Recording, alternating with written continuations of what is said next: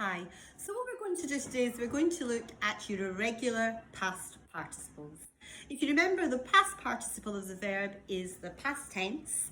We use it with the verb haber to tell us of something that we have done or had done in the past. So it would be the verb haber plus the past participle. The regular verbs usually end in your ado for AR verbs like hablado, tomado, pagado, and ER and IR verbs in the ido, idio, like comido, vivido, bebido, etc. There are some verbs which do not follow this pattern in your past participle, and they don't end in your ado or ido, and in fact are completely irregular. So let's just look at these. I'm going to use my glasses and read from the book so I don't miss any out for you. Okay, so we have abrir. Abrir becomes abierto.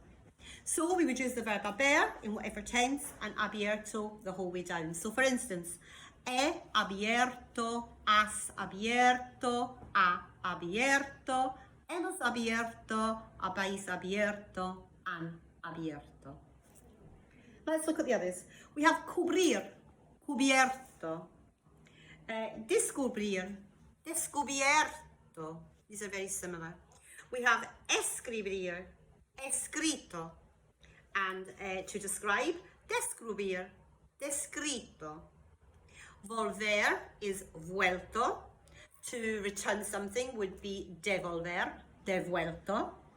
To wrap something up would be envolver, envuelto. You can see they're all very similar. And of course, if you were returning and returning and returning somewhere again, you would use revolver, which would become revuelto. Scrambled eggs actually in Spanish are called huevos revueltos because you turn them and turn them and turn them again. We have poner, puesto. Oponer, of course, to oppose, opuesto. Ver, to see, becomes visto. He visto, I have seen. We have romper, roto, to break. So, he roto is I have broken. Don't want to be using that one too often.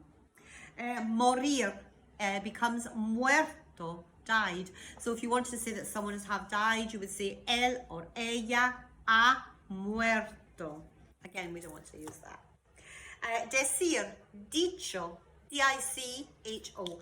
That's one that we will use a lot in any language because you will say, I have said, he has said, what have they said. So we will use this part of haber with dicho very often.